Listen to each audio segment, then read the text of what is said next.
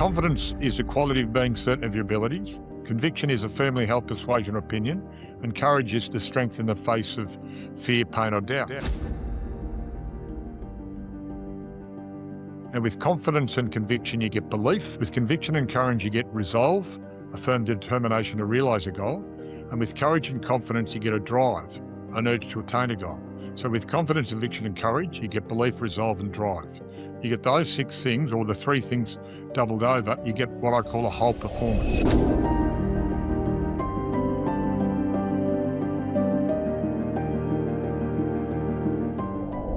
Hello and welcome to The Unknown Path, the podcast where you hear stories of the unique grit and determination behind overnight success.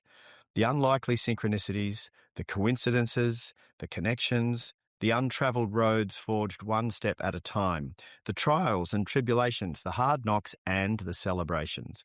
This is an authentic sharing of human stories. This week, my guest is one of the true greats of Aussie rules football. And for those of you listening to this podcast overseas, outside of Australia, AFL is just unequivocally the best game on the planet. I'm just calling it. And my guest today is one of the best game. I'm going to read through your accolades in a moment, mate. But before I do, please welcome. I haven't got time to read through. I haven't got time. I'm going to remind you of them. But please welcome to the podcast, Mr. Simon Madden. G'day, Simon. How are you, mate? I'm very pleased to be here with you, mate. Thanks for that very nice introduction. My head's slightly getting bigger as we talk. That's fantastic. Well, you know what? Just while you're in that phase of head expansion, I am going to read them out, mate, because I'm just going to let our listeners know. I feel I love the fact that you and I have become friends over the last few years, because when I was growing up, and I can say this, you were my hero. Thank you very much. And I know I'm not the only one who had you in that up on that pedestal. You were just a bloke playing footy and having a crack. But for me as a kid, and I'm not that much younger than you, but I was a teenager when you were playing. And I think you played for the Bombers, was it 74 to 92 or something? Yeah, and I think the thing for me back then is that I actually started when I was 16. 16. Yeah, first game, I was still at school, and people, well, you can't do that now. And you think about it, it's ridiculous. But I played for the school on the Wednesday and Essendon on the Saturday. And was it St. Bernard's or something? Or? You say it the right way, St. Bernard's. We like St. Bernard's, yep, St. Bernard's. I like local secondary, a Catholic secondary school. And me and my brothers went there, and yeah, it's just, you look back and I scratch my head sometimes to think how that ever happened. But it was a long time ago. There's some great memories, and it's very interesting that it was a long time ago. Yeah. Now I know that there's way more to your life than football. I know that, and we're going to explore all of that. But before we do, I am just going to read out, some of the accolades. I mean, well, your career playing at Essendon, which is the club that I follow, obviously, from 74 to 92, 378 games, 575 goals, ruckman and tall forward, played for Victoria in the state team, and you captained Victoria as well, I'm pretty sure.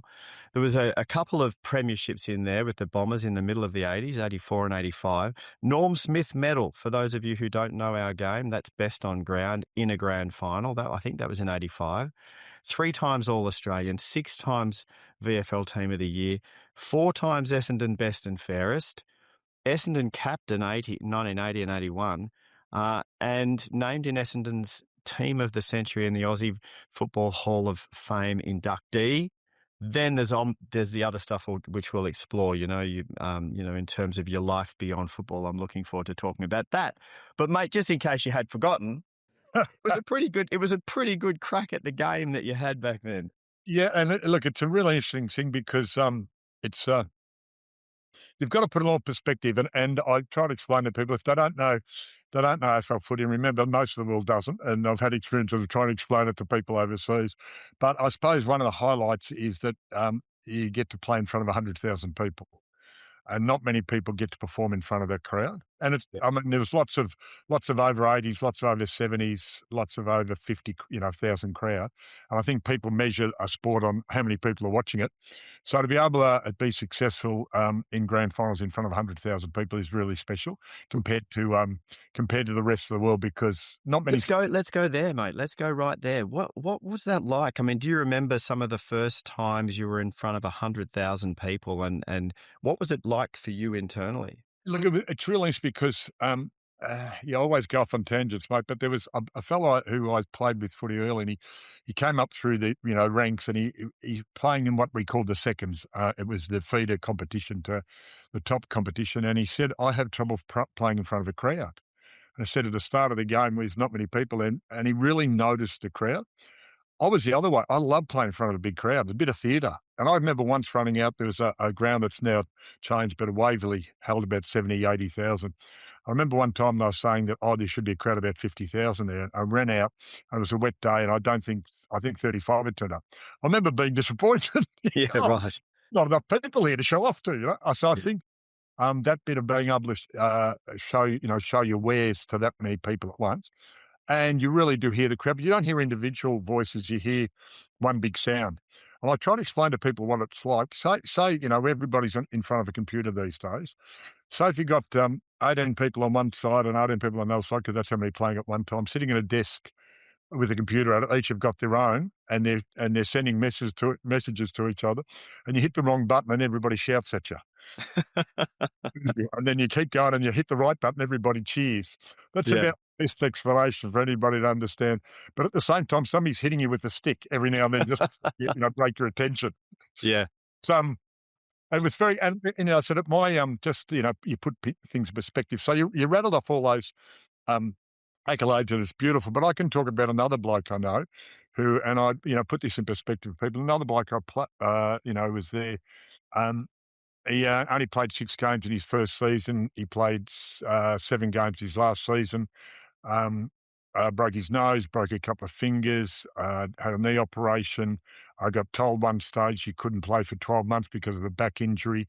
Um, spent a couple of nights in hospital here, hospital there. Had a kidney complaint that could have stopped his career. All of these things, and people don't go, "Wow!" And I said, "Well, that's the same bloke. That's the same bloke who got all those accolades." And Right. I've always had and some people haven't understood it, but I've always said, if you don't understand the struggle, you'll never understand the success. I Yeah. think it's really, really important in anything. Yep. As you said at the start about the overnight success, I'm a pretend muse. I'll play guitar, although the fingers are getting a bit hard now. And I always remember Ed Sheeran being really successful in Australia for the first time.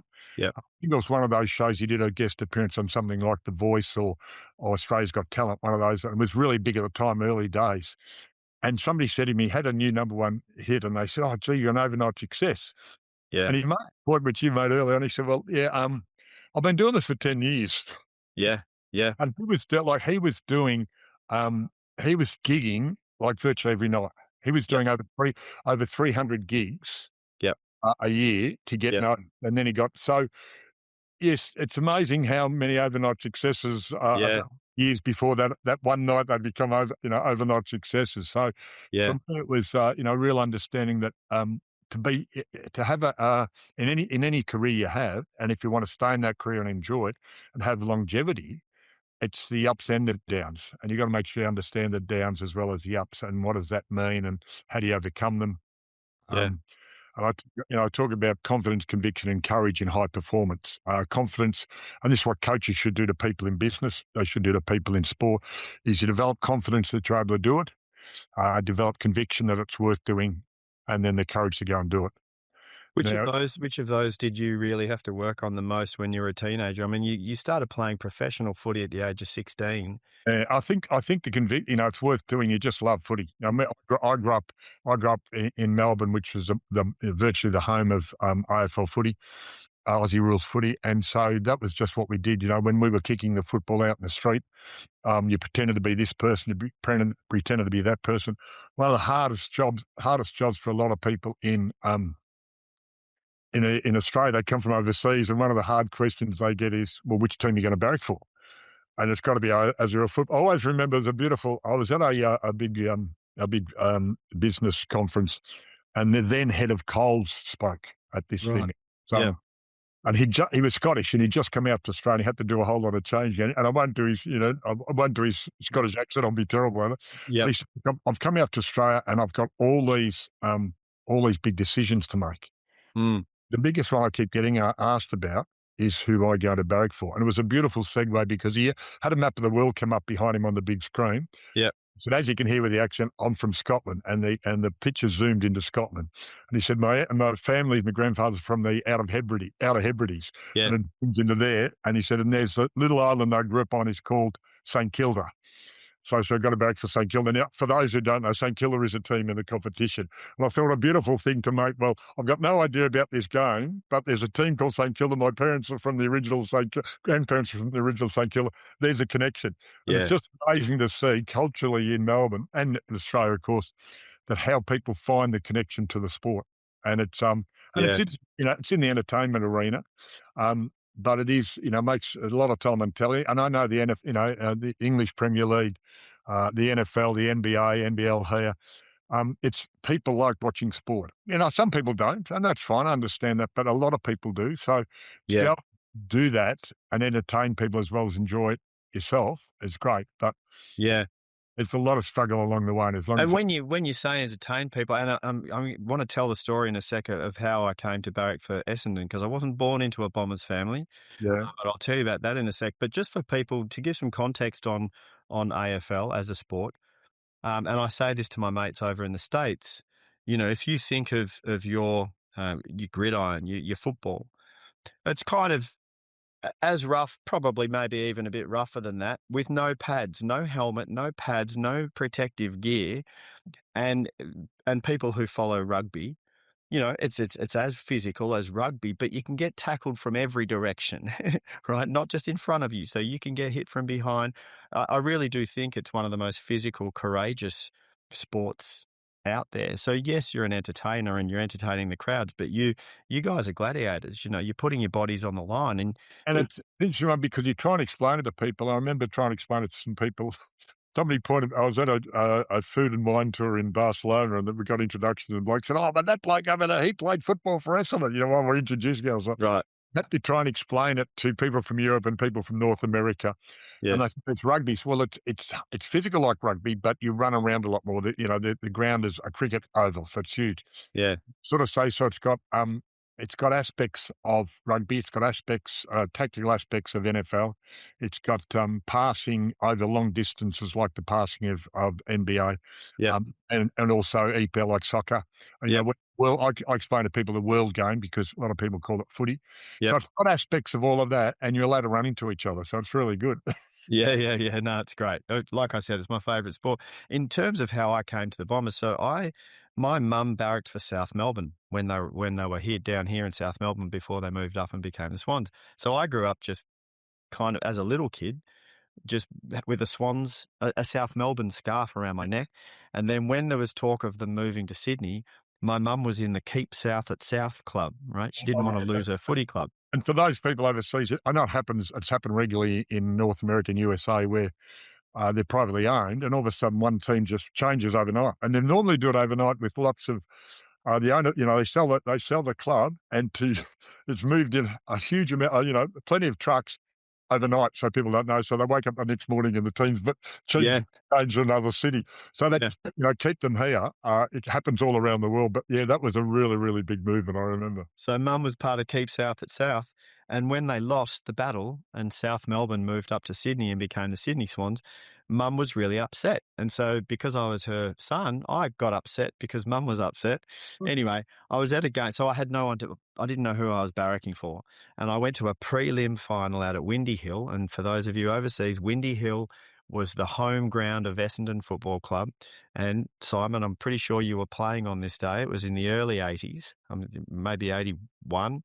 1980 or 1981, and I was there at this game, and it was North Melbourne playing Essendon in a prelim final, and my two mates from high school who I'd gone there with, and one of them barracked for North and one of them barracked for the Bombers, and they both said, barrack for my team, barrack for my team. Oh, And I said, whoever wins this game will be my team. And the Bombers got up and won that game, and ever since then, I've been a supporter. Oh, well done. We were lucky. Good. It could have gone either way. Could have gone either way. Yeah, completely. Anyway, so we digress, mate. I love what you said before about it's we see the accolades, and if you go and Google Simon Madden, or if you go into ChatGPT like I did and say, hey, give me a background on Simon Madden, you get all the accolades.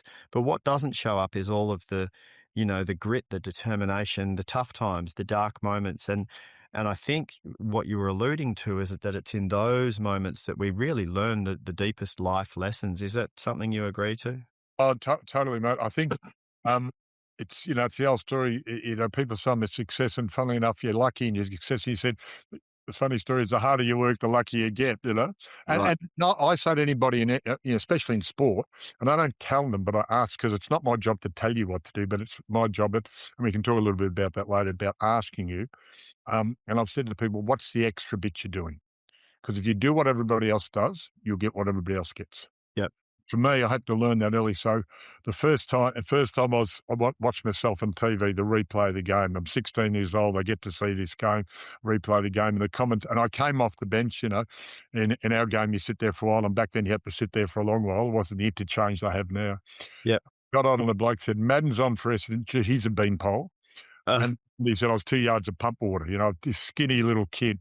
So yep. the first thing in my mind was, geez, I have to put on weight. I have to be bigger, I have to be stronger. But even before that, getting into the game, and our game is very much about precision kicking for everybody. Whereas in NFL, there's only a couple of kickers. There's the punter and the goal kicker. Um, Everybody has to kick, and I was never taught as a kid to kick properly. So I was in my first bit, I was in as I say, the remedial kicking group, which Yep. was out in the wing with two other blokes showing me how to kick. So the Right. first, I have to learn how to kick properly, and Yep. then, geez, I have to get bigger and stronger. I probably for the American measurement probably put on 3 stone in about 3 years. You just can't put it on overnight, Yeah. and then I had to get my right because it's both sides you use. Had to get my right side better after that. Then I had to make sure the fitness was up to the level, and it's just always something extra you had to do to make sure you didn't fall behind. I want to jump in just for a second. Your dedication to this, what did that look like on a day-to-day, week-to-week basis? How many hours are you talking about? Well, see, this is the thing. We were actually semi-professional sport when I started, very semi-professional, and over the years it's just become professional. A lot of sports were back then. But and it started very easy. It was just 3 nights a week. It was after work, I was at school, after school, 3 nights a week, and then Saturday afternoons. It was very simple. And then that changed as the game evolved and more teams come in and expanded across. So I actually became a house husband for a while because I couldn't fit in a job and sport at the same time. And we had a couple of kids, and I'd never seen my kids because I was too busy working and sporting. And then it got to the next stage where you're just putting in whatever we were doing, I would be putting in extra time. So I'd be in the gym for an hour afterwards. Yep. Um, you'd be doing extra kicking outside. It was just, I don't know if you put it into hours, but it just took up all your time. Yeah. Whatever was expected, you were doing more. Yeah, whatever expect you did more. And I remember, and I think the thing really, it's not just what you do, it's what you learn from what you do. So I was there for 19 years, and what happens is you watch people come and go. Yep. See people come into it and do a bit and go for a lot of reasons, injuries. I've seen a lot of players who can play, and everybody says they can play, and their body says no, you can't. Yeah. Right. It Yep. just breaks down. I've Yep. seen people not put in the effort that they should, and Yep. talent. And talent is just the start. And you'll see in any of those, maybe in European sport, there's a lot more training because it's a bit easier to do. But in NFL, players they get exchanged, you get traded, but you see them come and go, and but you watch people not make it. It's all based on talent for start, and the talent just gets you in. Yeah. And Yep. I'm amazed by all the hoopla, and it started with the NFL. In the AFL now, there's 2 nights of trades, and people Yep. talk about it beforehand, and there's unbelievable, and you go, great, that's walking through the gate. Let's not get excited. You've just opened the gate and walked in. Don't get Yep. all excited. Yeah. Don't have a party.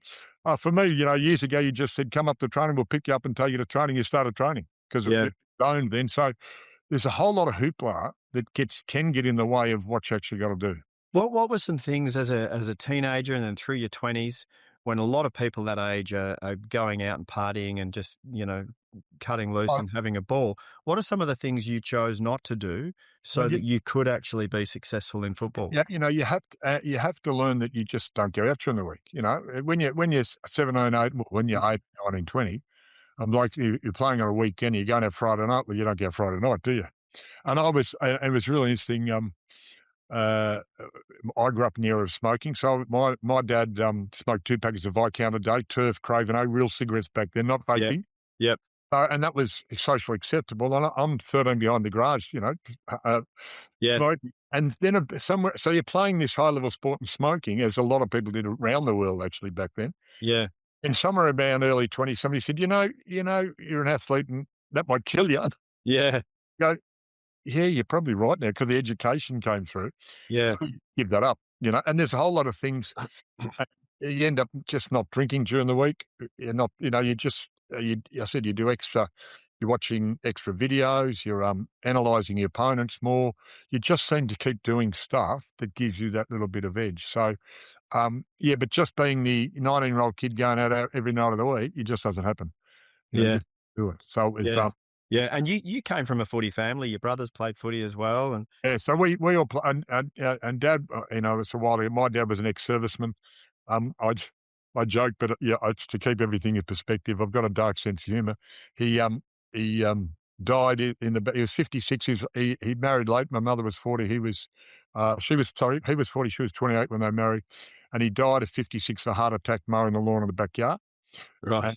after my health now because I'm older than him, and I've got to look at hereditary heart issues just to make Yep. sure. So I Yep. get checked up all the time, and so he died in the he died in the backyard mowing the lawn and smoking 2 bags of cigarettes. So I take all precautions. I don't smoke and I don't know lawns. Just to don't know what you don't know what the cause is. But funny enough, there's historically squash and not so much now, but in the old days, squash and mowing the lawn. People uh, all all all week long they're sedentary, and then they go and play squash or mow a lawn and put their heart rate like this. Yeah. No good for them because they're not practiced. One of the Yeah. things I find with your sport is that yeah, you just get used to being fit. It's just what you do. That's it's not something.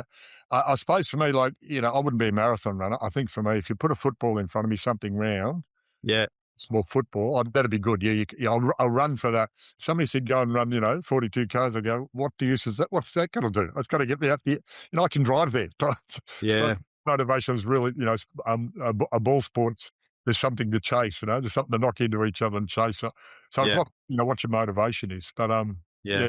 So, I just want to just keep jumping in because you're triggering, stuff that I want to talk with you about and find out what you think about.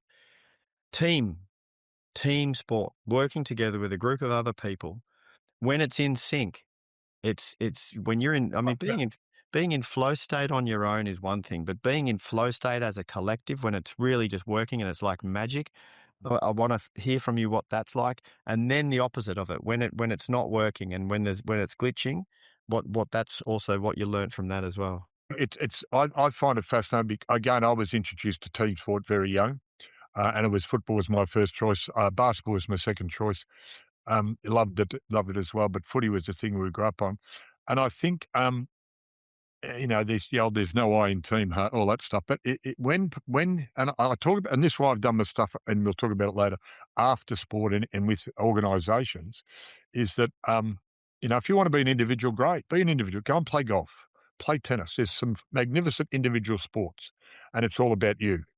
And I've seen some I've seen some good sports people in individual sports talk about the team around them, and that's a really good thing. And then people say to me, "Oh, but my kid's not sporty." I said, "Okay, that's fine. There's a theatre group, there's a choir, there's what the dancing groups. There's all these areas where you can be part of a group, And we are, well, and, psychology shows some people like to be individuals and, hermits, etcetera, but mostly we're a herd animal. Yeah. We get along together. And the fact of that is, how do you group of people, group people together to head in the one direction? Yeah. I think that's the great thing about sport, because it's hard to do, but we have a goal at the end to win the game. We have a goal at the end of the season to win more games than other teams to get into the finals. Then we have a goal of winning the finals, and we have a goal to win the premiership. Now that is really hard, but it Yeah. starts with, I've got to do something for my teammate. I've got to do something for the team. It's not about me, and there is, and it's, I mean, you got to use the word properly. There's sacrifice, Yeah. but I want to be the number one player. You got to put me in the middle. I want to be the number one player. You go, well, hang on. There's four other blokes ahead of you. Yeah. You might not be in the middle. You might be on the side. It might be the forward. It might be back, and you've got to work out. 'Cause remember, everybody goes into the sport at the start with talent. Yeah. I said before, it's just opening the gate. So you've got to work, how do we, and how does a good coaching get us to go, yes, we have the same goal, we agree on the goal, and that's, I said, courage, conviction, and confidence, conviction, and courage. So the conviction is it worth doing, and that's where, if you get them together, go, yes, this is worth doing. We're really enjoying it. It's hard work. We still enjoy it, and I think at the end of a season, I explain to people that, things like, you've got to, one day I went to hit the ball and something hit my hand and the ball hit there and that bone stuck out there. And so do you go running off the ground, and it was pre-blood rule, and the way the bloke, I won't say what he said to it, but he said, "I really hurt it." And, Yeah. and a bit of tape around it, you keep playing, and you sort of go, well, I'm not doing that. I'm doing that for the team. I'm doing it for me too. I want to keep, but I'm part of the team. I'm Yeah. not, I've got a sore finger, got to run off. Yeah. Yeah, and also with the adrenaline rushing, you don't feel as much pain. And Yeah. probably dislocated it 4 times beforehand, it doesn't really hurt as much. So there's all these little bits that go, yeah, this I'm convinced this is worth doing. I'm convinced this is worth, um, us together. I Yeah. always remember, and as I said, you see people come and go, and I won't use the player's name only because I haven't got his authority to disrespect him online. Yeah. Player, and I remember I was coming out of the medical room, and there was, something minor, and I came out, and there was, a player standing at the door of the gym, and he walked in through the door, looked around as if, all right, and then walked out. And this is when you're up in the days of when you're sort of in control of your own program, not as watched as much. I remember saying to him, "Have you done your weights?" He goes, "I've been in the gym." And I Yeah. said, "Have you done your weights?" And he said, "I've been in the gym." I said, "I know, I've seen you. I know you've been in the gym. Have you done your weights?" Oh, but that was the thing. He said, I'm ticking a box. Yeah. The gym, I could actually say to people I've been in the gym, Yeah. but he wasn't doing the bit that he really needed to do for the team. It was, oh, I don't really want to do this now, so I won't do it. Yeah. It's the type of thing where, and it's the coach's job, get the person motivated to see, yeah, my effort with everybody else is Yeah. equal to my effort alone, or even more. The Mate, sum I of just the yeah. parts is Yeah. bigger. I wanna just draw out of what you just shared, and especially for people who are not watching the video, because you did a visual on the video then of Yeah, what happened to your finger. But if you're just listening to this and not watching the video, what Simon shared with us visually is that in the middle of a game, his finger broke and the bone from his finger was sticking out of the it's skin perpendicularly to his compound dislocation, they call it. compound dislocation. His finger was completely broken, and what you did was you got someone to just tape it back up, and you kept playing. Now, this is one of many stories. I remember there's lots of, and especially back in your days as well, when we weren't so careful about blood rules and concussions and all the things that we're careful about now today. And it's still a rough sport, but back then men just played on, and today women. But back then, you guys just played on. And what I drew out of that was that it wasn't just about you wanting to play on. You felt a sense of duty to your team, There is. and that's what came out of it. It's like when you hear the stories of soldiers in war together and what they do for a fallen soldier, or what they'll do for each other, what they'll do for the team. And it's that aspect of humans working together that I was interested in, and you gave the example of that. And then I'm curious about what's it like when it's not working? What's it like when, I, as a team? yeah, and now just quickly, I always like to make the point that, and because people talk about sport and war, and they're nothing like each other. Yeah. There is a commonality in the people working together Yeah. under pressure. Now, I would never say the pressure of sport is anything like the pressure of war. No. And so, when they say, "Oh, we're going to war in sport," that's completely different things. War's ugly and da da da. But the thing to get is that there's a group of people working against adversity. Yeah. Sport adversity in our own mind, the adversity might be 100, in actual fact, it's probably about 20% compared to war. But it is that fact that there is something that's motivating us to work together towards a common goal. Yeah. You don't have that, then it's splintered. And you go into survival mode, that I'll look after myself. Yeah. And say in the sport I played, I'll run out wide and get an easy kick. I'll keep getting the easy kick. I won't put my head over the ball and get it. I won't pass you. I'll run past you and kick the goal myself. I won't. So it becomes very much splintered because you're all individualistic. I can't even get it out. Yeah. Can't even get it out. I won't even try again. And it's all about you and not about the team. Yeah. And I find that in organisations I've done work with, is that getting them to understand what the goal is, and the job of leaders is to make sure you articulate that very, very clearly to people. Yep. And the other thing too is what I find with that, and I sort of go for, as you know, I go off in tangent, but that's the thing with say with sport now, about young people in sport and young people in the workforce. Back then, if the coach said, "Do this," and you said, "Why?" and he said, "Because I say so," you went, "Oh, okay, all right, the coach says so." Now, if you say to young people now, "Do this," and they go, "Why?" and you say, "Because I say so," they will either directly or indirectly go, "Well, I won't because I say so." Yeah. You're on a ground, right? And so Yeah. what's the motivating factor there? So, and to be, people, a lot of older people in my age group, and I don't, have a go at young people, but I say, well, it's a two-way process. You've got to have the ability to get them motivated. So if you say to somebody, "Do this," and they go, "Why?" and you go, "Well, for you, this, for me, this, for the organisation, this, the greater good," and they understand and believe, they'll do it equally as good as before, even better. But they won't do it blindly and blame us or blame me, because I've got adult children, my wife, we've got adult children, and we educated our kids, and educated people ask questions. Why in the hell am I doing this? And Yeah. you have a really good answer for them. That it's not about what you do. It's part of it's what you're doing, but what they need to do. And now sometimes under pressure in organisations, you might have somebody go, "Well, you've got to do this." And you go, "Well, why?" So look, I haven't got time to explain now, we're under pressure. But once this is done, I'll give you a really good reason why we need to do this now. But we haven't got time to discuss. And if you've built up a really good culture of trust, and trust is a huge thing that people don't understand. It can take years to build and can be lost in seconds, right? But if you trust somebody if over time to that, you'll be able to do that. Yeah, I understand. I haven't got time to discuss it, but I understand. I trust you to make the right decisions for me. And that's where in sport, you've got a coach who, and it's the old story when everybody says, "Oh, the coach has lost the players." And that's when you get rid of a coach or a coach leaves, because you can't trust you can't feel an intrinsic trust in him that he's leading you as a team in the right direction. Yeah. I'm splintered. So for me, I've had good examples of good leadership, and I've had good examples of bad leadership over my life. And I get frustrated with seeing organisations flail and not do as well as they can because of poor leadership. And Yeah. what you can find in leadership, different in sport, you've got to earn you've got to earn your stripes. But I always remember I was in, before starting my own business, I was in IT sales for a long time. And I had really good, really good examples of good leadership and really good examples of bad leadership, and that really stuck with me.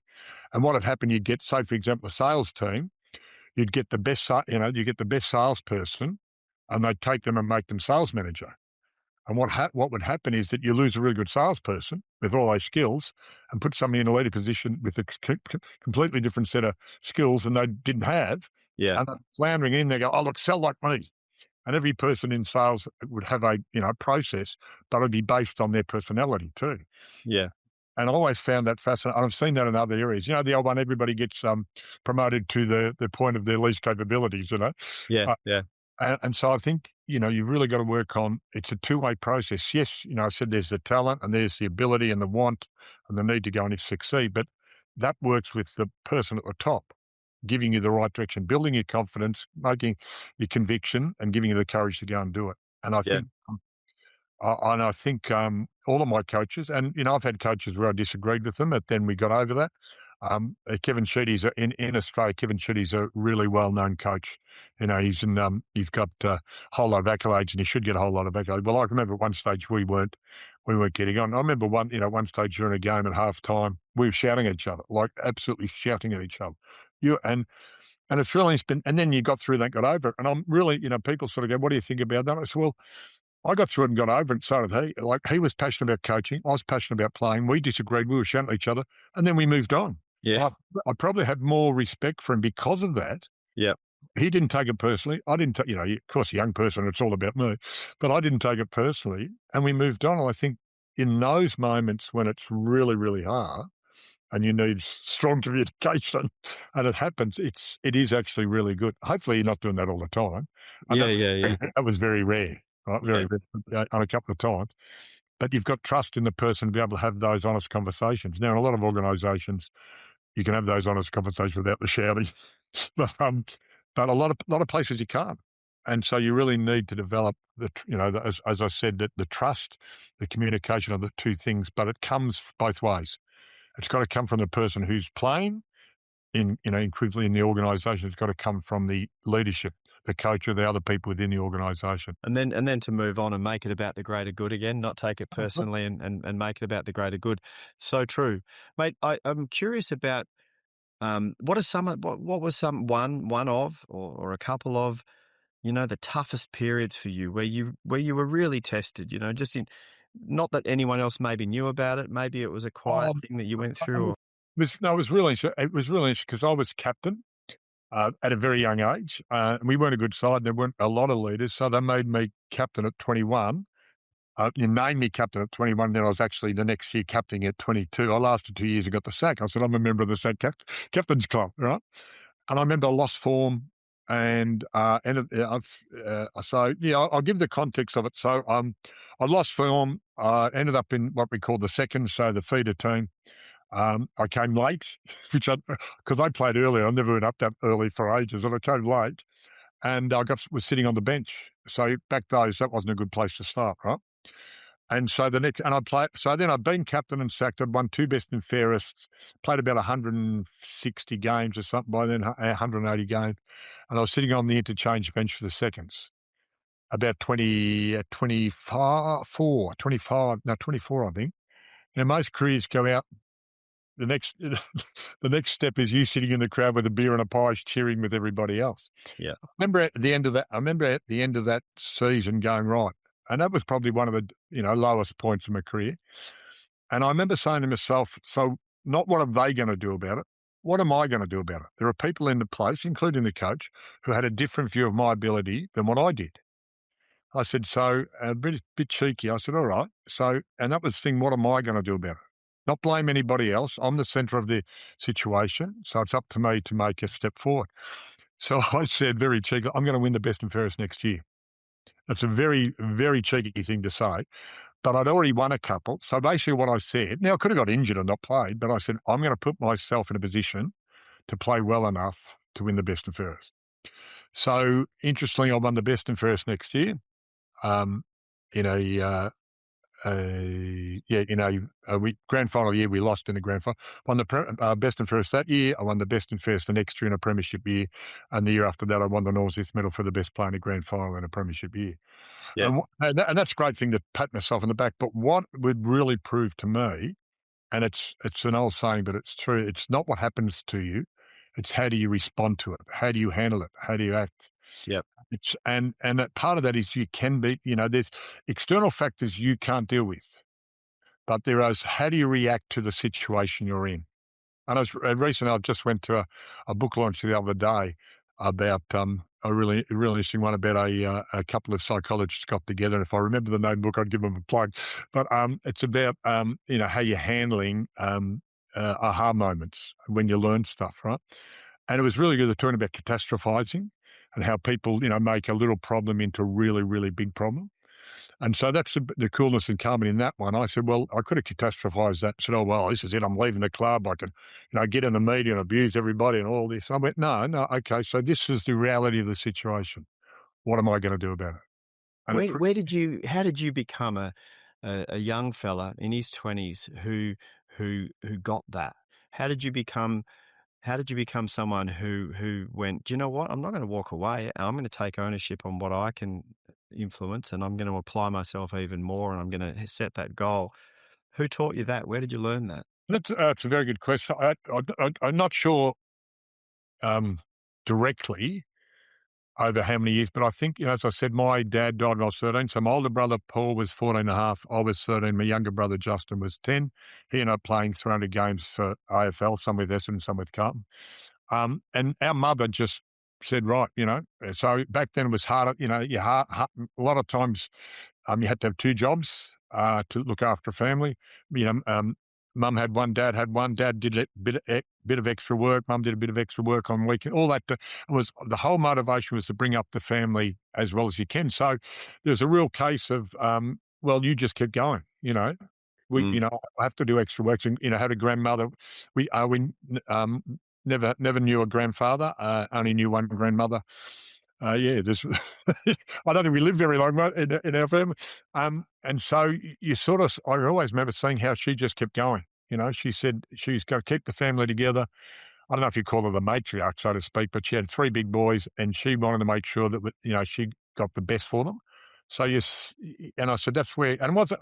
You wouldn't say struggle, but it is a struggle. You see how hard she worked and what she did, and then you see other people doing that along the way. There's little things of people, they coming up against adversity, Diversity, yeah, yeah, handling it, yeah, and well, why did they do that? How do they do that? And so, yeah, that sort of builds up over time. You see other people do it, then you have a go at it and you succeed. yeah, And that term determination. If you believe it's worth doing, we'll go and do it. yeah. And yeah, and anything that's worth doing probably isn't that easy to do. Yeah.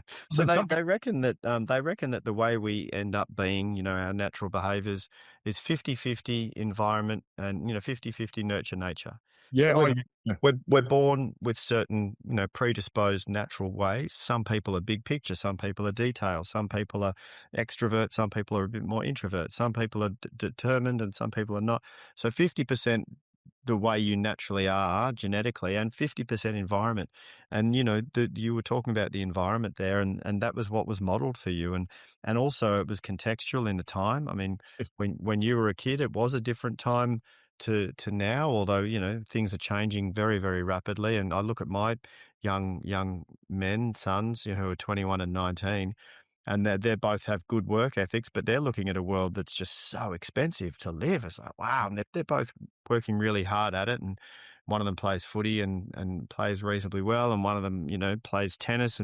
But in terms of their application, they've got good work ethic, but it is a different time. It's a different era to what it was when you grew yeah. up and when your mum had to work two jobs to put food on the table for her three boys. I think I am a big. To talk about that, it's really interesting that I am a big picture. I'm a big picture person, so I have to really work hard on working that back down to the detail. Yeah, For other way, they're very detailed person. I have to work hard to connect that to the big, yeah, big picture. But yeah, yeah, yeah. See that all the time, and I think it is. Um, I'm thinking about three directions there we try to go, but to see your kids working hard like that. Three things in life are certain, right? Miles says three things in life are certain: death, taxes, and change.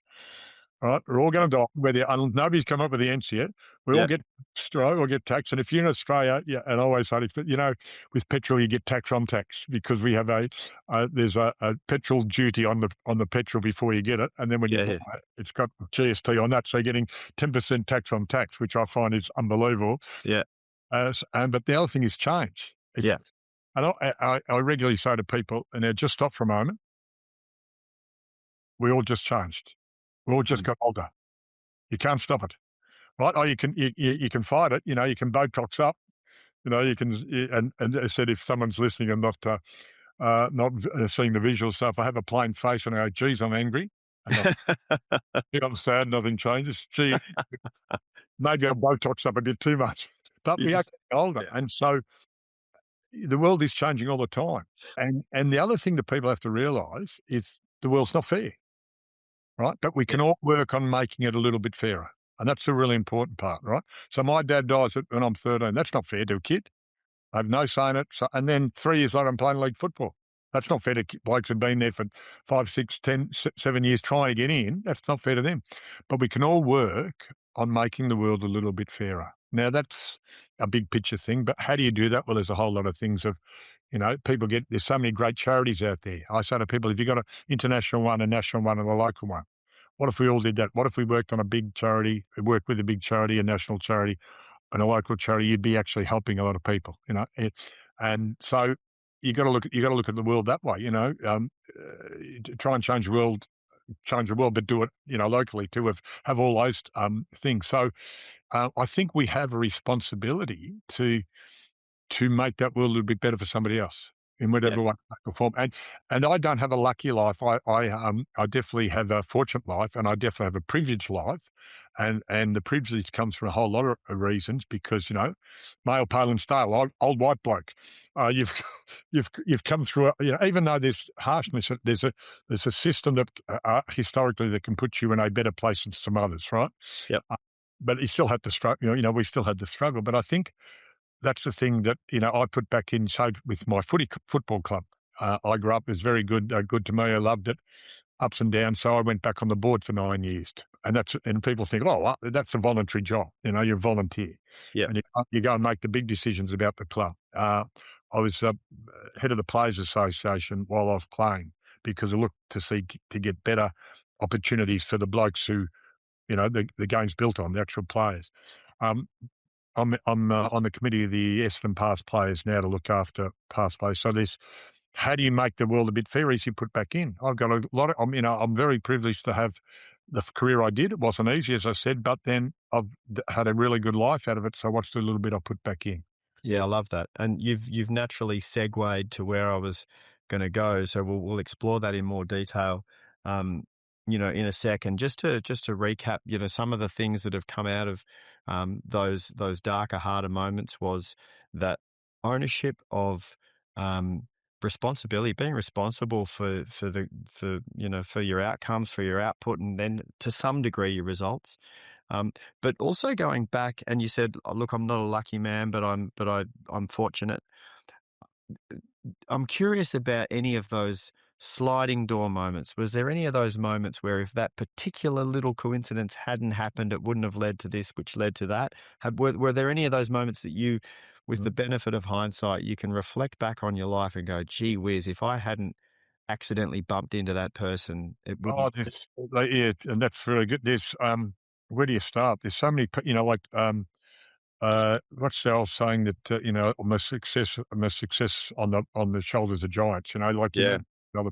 I can tell you little things, and some of them would be relevant to football people and not to football people. I just uh, where do you start? I Where do you suppose. start? How did the Essendon Football Club find out about the Madden boys? How did that Oh, happen? well, it's funny, and this is the thing about sliding moments and choices.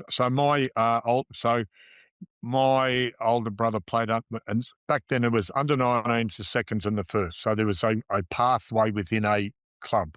Now it's sort of spread out into differently, but so my older brother Paul played under 19s when he was 17, 18, 17, I think, and uh, he had a rock and roll band. And so the rock and roll band became more important than the football. And he played in an under 19 grand final. And I can remember sneaking in with them. You couldn't do it there. Snuck in because I was tall. I looked like one of the players, carried somebody's bag in with him. Now it's all security.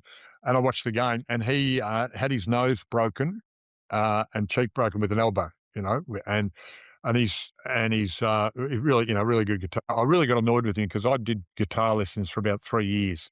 And when he decided, he said to me, "Oh, can I have a look at your books?" Because he always, and so what it took me three years to learn, I think he taught himself in 6 weeks. I was really annoyed, and Right. only asked 2 questions about 2 chords. But and I remember so he'd played under 19s, and back then you just went up locally. And we lived locally in Airport West, so it's not too far away. So it was an easy way of feeding people into a system. And he did well. And then he had the rock and roll band. Dad had died. I think he was a bit older. That had probably hit him more than us. And so, yeah, he wasn't sure with this injury. And the coach at the time, Des Tunham, came down to recruit Paul again. And, I remember this being it out. He said, "Are you going to come back?" He was apparently, who was the best one out of the three of us, Yeah. but he wasn't motivated like the other two. And the coach said, this time, said, "Paul, now you're going to come back next season." And I was 15 and 10 months, I think, when this happened, 15, just before Christmas. And he said, and then Des told him, turn around, we call him Tuddy, turn around, he said, "Simon, do you want to come down there, Essendon? What do you reckon a 50-year-old boy in 10 months sees about coming down to play the league, train with the league team?" "Oh, yeah, I'll come Yeah. down." Yeah. Yeah. But that Yeah. was so just, the fact that Paul had actually had a go and then they asked me was a big step. And then So your opportunity came off the back of your brother getting his nose broken and starting to question and then falling in love with the guitar and the rock band, right? well, and he still plays guitar. He's got a music room and he's got bought a new house, but he's first thing he does is put a music room in. Yeah. The records. He's a great the blues band. I love it. And he's one of those guitarists where I better not buy another guitar. I've only got, So I've only got seven. I need another one. You know what I yeah, mean? right. You got to So be very. so before we go on, because I am curious to talk about your contribution post footy, and you alluded to that a minute ago. So we will remember to go back there. But before we do, one more question going back to the childhood. So your dad died when you were 13. If you had a magic wand and you could go back to 10-year-old Simon, and you could go back and just gift him one piece of wisdom, something that you've learnt over your journey, what would you go back and give him in terms of an understanding or a wisdom? I reckon. I think it was that be in control of it. You can be in control of your own destiny. I think I always look back and say maybe I could have been better. I think there were doubts at times. There's a Dunning-Kruger effect, which is where people think they're good and they don't know the difference between. Dunning-Kruger effect is where to be good at something, you have to know the difference between good and bad, and some Yep. people don't. Yep. You nod your head like you've read about it, and so people think they're good and they're not, and Yep.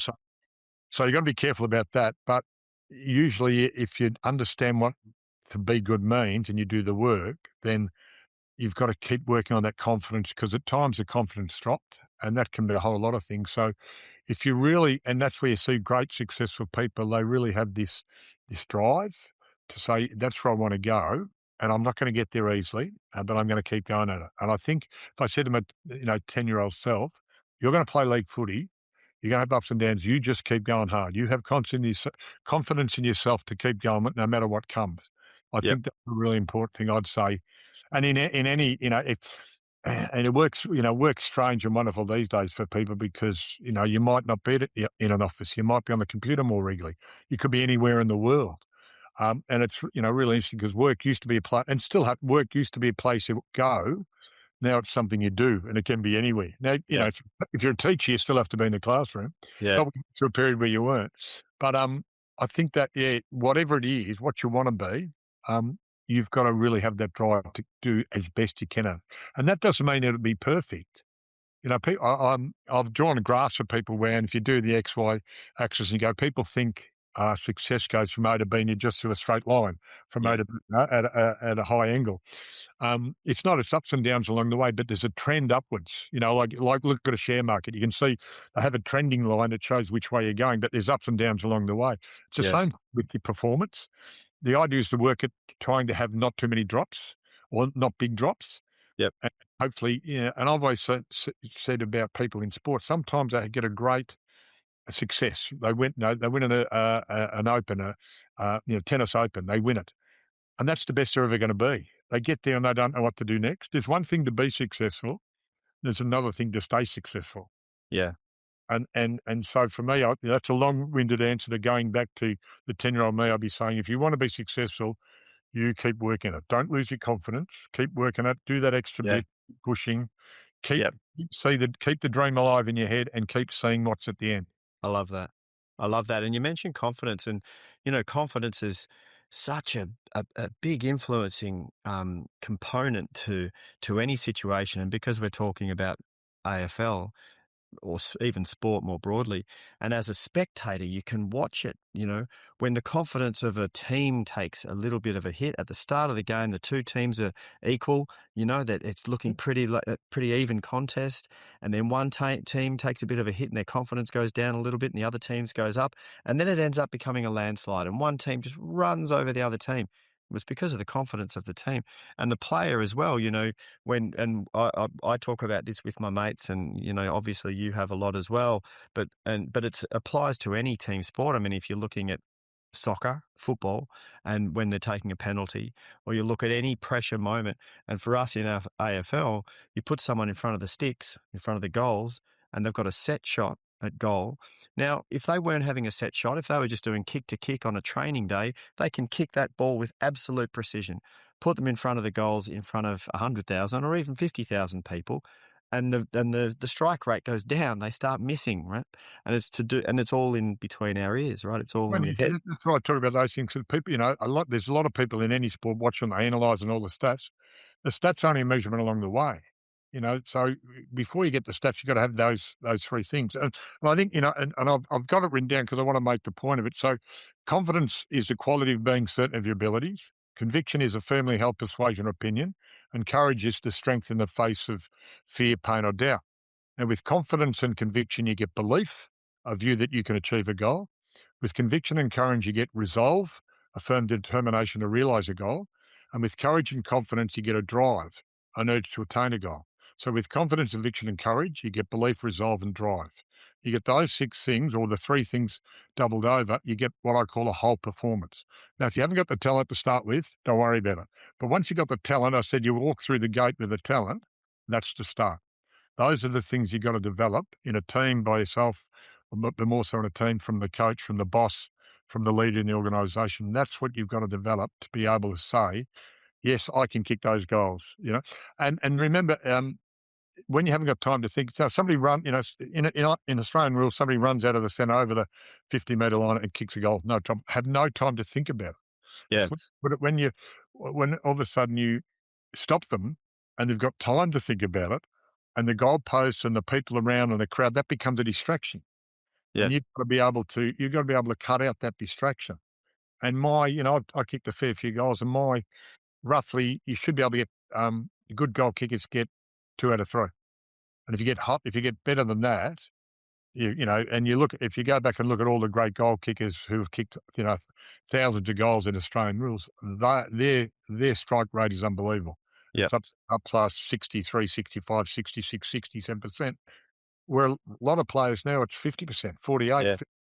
And it's the ability between the ears, isn't it? ability between the ears, and that's in a whole lot of issues. And I keep going back, and when you ask me what I'd say that's that confidence. Don't lose that. It's the ability between the ears to to to block out all the distractions and stick to, and block out all the naysayers. Yep. Everybody's got an opinion now, and all the social media. And then in Australia at the moment, looking at a social media ban for kids under 16, which it's going to be interesting to see how they do it. Totally agree with it. Um, I always think that, and I love my phone as much as anybody else, but you got to be able to put it down out of sight at Yeah, times. Um, that you got to give kids and when I say kid, anybody under 50 is a kid to me, mate. These days, yeah, but you've got to give them time away from that.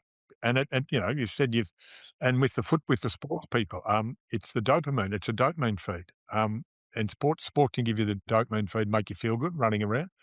And so does the phone. It's been proven the phone. So you've got to actually, you want to watch more. You want to watch more. Your friends are on it.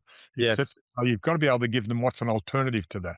And mate, to tie this back into what we were just talking about, the quality of your ability between your ears, i.e. the quality, your quality and your ability to remain focused Yeah, when there's external pressure, your ability to trust yourself, believe in yourself, to have the confidence to stick it and have the grit when times are tough, that is something that you can develop. Right? Oh, You you, can actually strengthen it like a muscle. And for me, one of the things that I bang on about is meditation because it's a training of the brain. So you go to the gym for your body and you can train your brain to focus through meditation. Big, big, big, big. But when everyone's addicted to their phones, it's the opposite of meditation. It's distraction. And so to put your phone down and come back to that. So I'm going to. but Oh, just sorry. on that too is that part of distractions is, and this is the thing is that uh, everybody's got an opinion. You don't have to agree with their opinion. But the Yeah. trouble with young people is they're in that stage of life where they're influenced by so many things. So all that negativity, and I'm very big on building. I like to build people up. I like to help people get better, and I get really frustrated with people who build themselves up by cutting other people down. The trouble with teenagers, there's so much on the internet now that you can go and and I go down rabbit holes every now and then. I find a song, and I can go through a bit. How do you play it? Who's played it? Da da da. Yeah. So many people out there trying to influence you. So many people trying to sell stuff to you. So many people trying to tell you you're no good. That is really, really hard if you've run something that's addictive to not get away from that. Yeah. So I think that's one of the things that's harder for the young people now, that you've got to be able to teach them that you don't have to believe or listen to everybody else in the world. Yeah. Very hard when your friends, your peer group are on it too. So it's Yeah. an interesting struggle that we're going to have. But I love that. And but thank something that you said then is the perfect segue into this last part of our conversation, which was that you said that you love to help and see people thrive, yeah, and that's something that, after your footy and maybe through your footy as well, obviously, in the ways that you gave of your time and your energy there, but then, post footy as well, because that's been a big, massive chunk of your life. And, I think weren't you a teacher and a principal at I was school as well? originally a teacher. I got to vice principal, but you couldn't be principal and play footy, right? It's just No, too, it's no. too, But you were a teacher, so yeah. there's obviously there caring about the kids, and vice principal. And then since then, you've also, I mean, you still, I think you still coach and consult and help leaders in organisations. And I think And there's, from my point of view, and that's, how do somebody said to me, you should start your own business agent. I said, why? And I went, da, da, da. So for me, I've got an education background, so I understand about education. I've got a high performance sports background, so I understand high performance. And I've been in business, small, medium, large, national, international, known for about 30 years now. So I understand business. So what I do with groups and and I say organisations because it's not always just businesses, there's been other charities I work with and schools, etc. But it's putting the education of high performance within your business. How do you do well in what you do? And a lot of that, as you said before, is in between the ears. I mean, you've got to have all the skills and you've got to have the talent. I said, open the gate, you walk through. That's the start, the talent. How do you harness it? How do you harness that as a group? How do the leaders direct it the right way? And how do you get in the right direction you want to go? Because remember, it's an old saying that no matter where you go, there you are.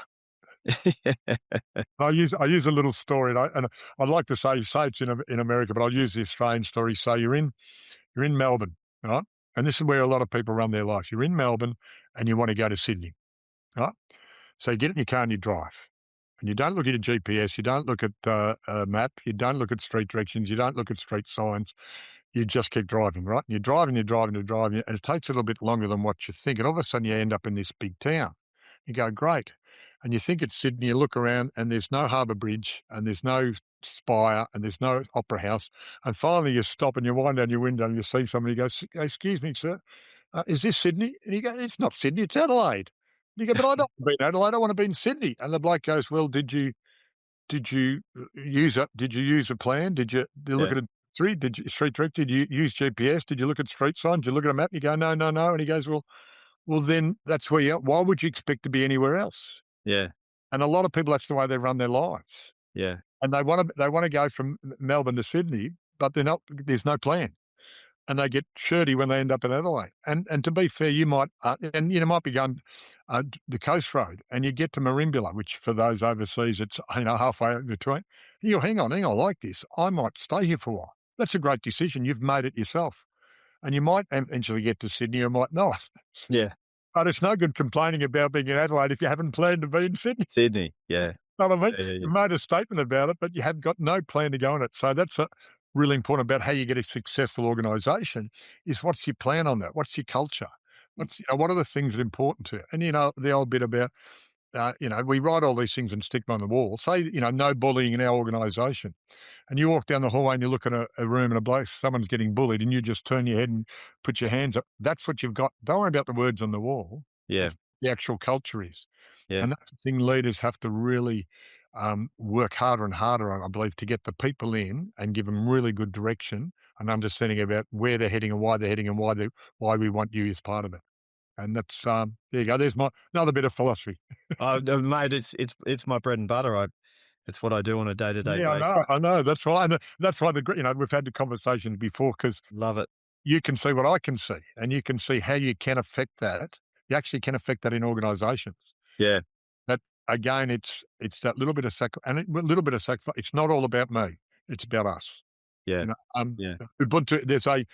I love it. I've only, I love finding new things. I'm a lifelong learner, and there's a beautiful South African tribal term called Ubuntu, yeah, right? And you would have probably heard about it, but the best English translation is "I am because we are."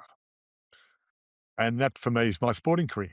I do Sportsman's Night and carry on about how good I was, yeah, but I'm not successful without the other people around me.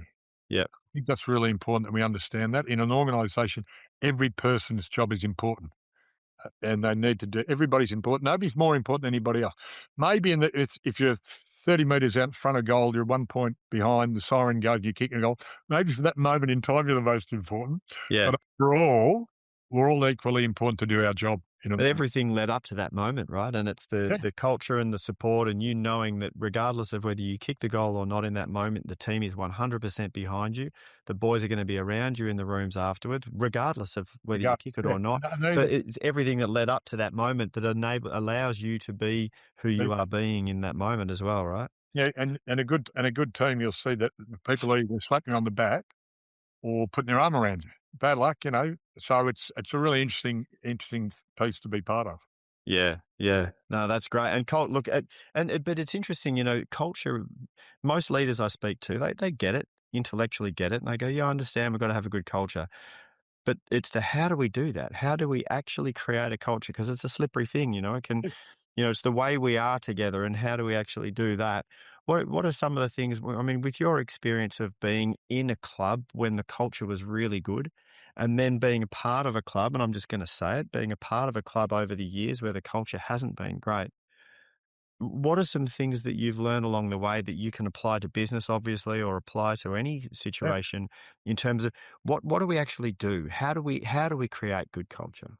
Oh, look, yeah, it's interesting. There's a whole lot of things. People have told me I walk into a place and they feel better because I walk in with a big smile.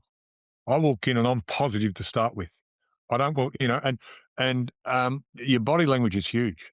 And you're talking me about with the team, all of a sudden somebody drops their head in the team and everybody can see, and the other one drops their head. You can Yeah, see, and that team confidence that can pervade right across the team. yeah, And so you walk in, you start with a positive attitude for yeah, starts.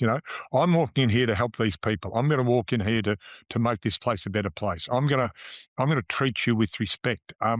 I always talk about Australians when and diversity is just getting very, diversity is really really important. And as I said, I'm the old bloke, so I'm supposed to talk in old world views. I said no, I people say I don't care I don't care what your background is. I do care. I don't mind. yeah, Yeah, I need to understand what your sexuality is, what your ethnicity is. I need to understand that so I can connect with you better. yeah, I can remember I was at a function recently, and I spoke to somebody who's from overseas and had a bit of an accent, come from Ireland, and had a conversation with herself. Tell me, I normally say, had it, yeah, why in Australia? Is it a partner, a holiday, work, a combination of all? What brought you here? And I started to talk to him and I asked him about where he came from and what got him here and all that. And then having a drink and a feed and you walk, and he came back to me and said, Simon, I'd like to thank you. He said, nobody's asked me that before. Nobody's asked about me and my background. So, while people, my kids say, you can't ask questions, Dad. You can't ask, how yeah, or somebody is. And I said, well, yes, I can, because, yeah, I've said, if you don't, and I always say, if you don't mind. Now, somebody's around and say, I do mind. I said, that's fine. But yeah. this is a bit scary for me. I spoke to a young person, probably late 20s, who didn't know who the Beatles were. That's Right. Wow. Yeah. If anybody out there doesn't know who the Beatles are, I'm getting even more scared. Yeah, yeah. So I said, well, I've got to find out, like, if you're 35, you might look 28, but I need to know what's the context of the conversation we have. Because if I bring up something like in 1984, Yeah, yeah, I blank, well, yeah. I need to try and find context to make the connection. Yeah, I love that. Two I've things, gone off on a tangent there. Yeah, I've gone off on a just tangent. quickly, two things to dot point what I heard from you just then.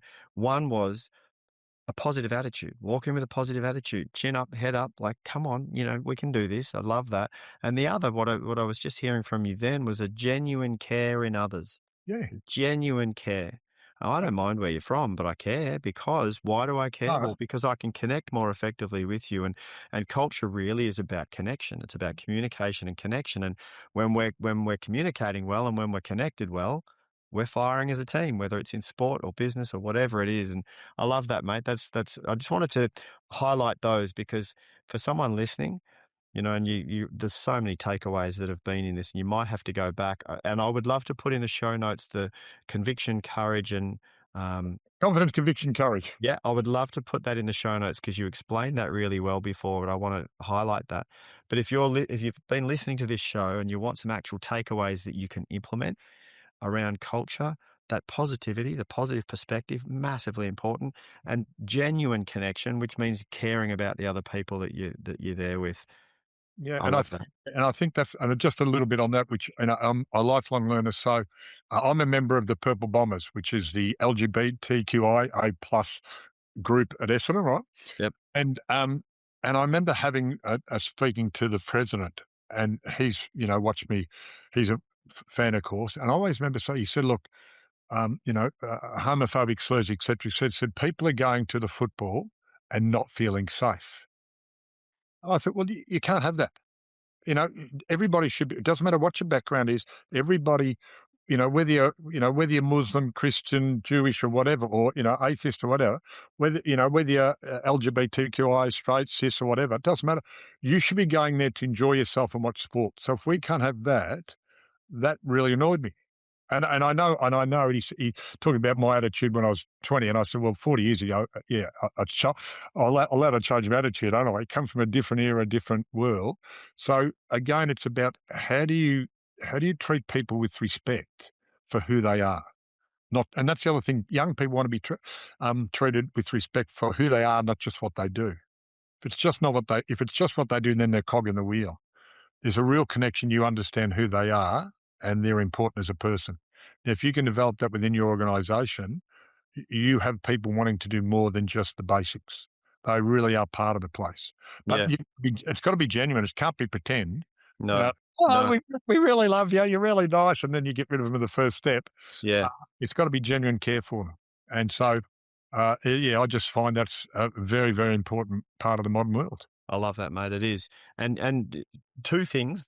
One, Always two things. Like my wife says, you always say two things. This one and this. There's always. well, no, for me too, I'm doing it as well. I've noticed I'm saying two things throughout our chat, but one of them, and I always go back to Dr. Martin Luther King Jr.'s, the line that he said, judge someone not by the color of their skin, but by the quality of their character. And that color of the skin thing applies to everything. It applies to your religion and your sexuality and your identification, whatever it is, everything, Are you a anything. good person? That's what are you a Yeah, good be a good person. Are you a good person? Right? So there's that, you gonna treat me well? Are you gonna be treating me well? Are you gonna involve me? Are you gonna educate me? Are they gonna that's the basis of really good society. yeah. And the other thing I just want to bring up from what you said, Simon, is I am a massive believer in a shot at redemption. A Bob Marley line, shot at redemption. If because you thought the way you thought when you were 20, and that was contextual, that was the time, it was the way you grew up, it was everything, and heaven forbid that you should be held to that forever. That way you were thinking when you were 20, and now you're 67 or whatever you are now.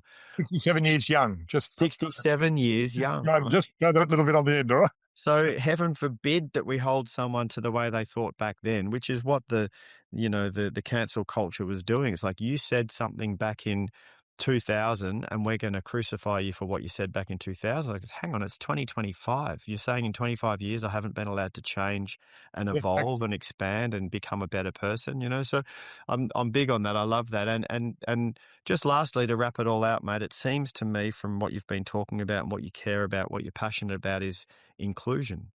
look, and I said I was, very simple, male pale style, as I say, a Catholic upbringing, very narrow viewpoint. One of the great things about playing in league football is you meet everybody. Prime ministers, movie stars, the little kid in the wheelchair in the outer, you meet everybody. So you start to understand there's a bigger world than my only little world I grew up in, right? I've shaken hands with Sylvester Stallone, I've met prime ministers, da da da da, da, all this. And so you see that the world is diverse. I know it's a very simplistic view, but if you just had steak and 3 veg every meal for the rest of your life, you'd probably get bored of it. Now, some people wouldn't, but there's very few of them. And that's a very simplistic view of the diversity of the world. And I've done a lot of traveling, around the world, still a lot to do. And you go and visit other places and see how they see the world and get involved in it, and you evolve from it. And I think it's really important that the world, death taxes and change. I said the world is changing, but part of that is acceptance of other people. Mm. Now, but Australians, we are a very lucky country, but we're 0.3% of the world's population. Yeah. 99.7% of the world's population aren't Australians. Let's Yeah. just get used to that. Yeah. That's just a fact, right? Yeah. So where do we fit in? And hopefully, it again, and there's a whole lot. That's a whole nother conversation. But about people understanding that diversity is good, but that means we've got to be equally respectful of each other, both ways. Yeah. You can't have me being respectful of you and you not being respectful of me, and vice versa. Yeah. So, and there's a whole lot of thing about the politics of it, etc. But treat people with respect and make sure you understand that it's a two-way process. In that one, I expect, I don't expect you to get any favours, but I don't expect you to be shooting me down in flames. I expect you to have a listen to me. I've got I've got grandnieces, etc., and one's grown up. And I remember at one stage you said during COVID, "Oh, we did debating." I said, "Oh, what was that?" This was really good. And you think about, now a lot of people, especially with social media, "Oh, I say black, well, you've got to say white. I say up, you say down." And debating was, well, one side, somebody talks and people listen. Yep. Then Yeah. the others talk and we listen, and then we make a few points and we have a little bit, and then we get to a point. People don't want to do that now. If you're black, I'm white. If you're green, I'm purple. If you're up, I'm down. No, let's have the chance to hear each other's side. And one of the great things, one of the great commands, sometimes the great command of language is to say nothing. Yeah. Just have a listen. And what was a beautiful one I read somewhere that, you have 2 ears and 1 mouth. Use them in that proportion. Yes. But if you both do that, nobody talks. But it's really important that to understand people, you have to have a listen. You have to have a listen to where they come from, and really, you're concentrating on listening. So most people listen to respond, not listen to hear. And you really got to listen to hear what's coming your way, so then you can respond adequately to what that statement is.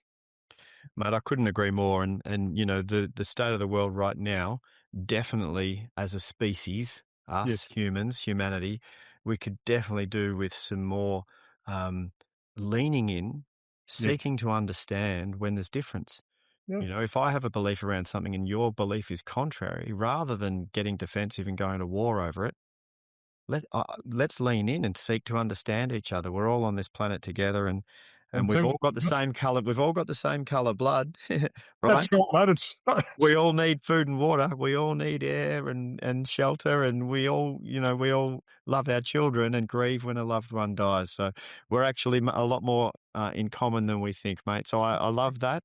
We I'm should be gonna I'm looking gonna for the wrap. similarities, not the different. We should be looking for the similarities, not the differences. I agree with It's you. the place to start. We can explore the differences once we've realized what we've got in common, and then we can cherish the diversity and cherish the fact that you like this food and I like that food. That's a beautiful thing. Mate, I'm going to wrap up the conversation there because that's a beautiful way to finish. Mr. Simon Madden, it's been an absolute pleasure hanging out with you. It always is. And to Always record is, this Jimmy. conversation. I like the way you view, and also, and I like the way that you view the world, and I like the way you challenge the way people think. I think that's really important, but in the nice way, not angrily, but you challenge the way people think, and that's part of education. Is that education's come from what you already know, linked with what you get from outside. And if you're really open to education, you put those two together. I never tell anybody what to do, but I give them ideas what they can link with what's they already know. And that's why you get a little bit of that hopefully positive change. I love that. So just the final thought. Looking forward, mate. We're at the end of 25 as we're recording this. It'll probably get released in early 26. What are you excited about in the forthcoming year, 2026? Look, it's really interesting. Like I have first world problems, so we have 4 grandchildren, one on the way. We're just in the process. We just sold our house. We're just waiting for the settlement. So we're doing the official downsizing. Not far away. I'm lucky, so lucky enough. I already have a little place, in an adjoining suburb of Moonee Ponds. So we're looking for. Yeah, it's a good problem to have. How much time with the grandkids? How much time more travel? How much work? How much work I don't want to do? Yeah. Yeah. The right amount. So it's a new, and so moving into the little house, downsizing. Yeah, so it's a good problem to have. I haven't got all the answers, but I like to be involved. Still like to do some work and work with groups about making them better. I'm on a couple of boards, on committees, advisory board, stuff like that. So, but the idea is, the world's not fair, but we can all work on making it a little bit fairer. I'm just trying to make it a little bit fairer. Oh, mate, well, the world's a better place for having you in it, that's for sure. And I'm the diehard optimist as well. And I can't help but be optimistic about the Bombers and our young team coming through. Oh, mate, I knew you'd have to finish with that one. Look, there's some good signs. It doesn't come easy, but for the non-sports people, the Essendon Bombers, they've gone through some harsh times. You can do a whole hour and a half on that one, mate. Don't worry. Yeah. There's some signs, and as I say with any person, mate, keep the faith, mate. Keep the faith. That's what I'm doing. Keep the faith. Let's keep the faith together, mate. It's been an absolute pleasure having you on the show. Thank you so much. Good on you, Jim. All the best, mate. Good luck. All right.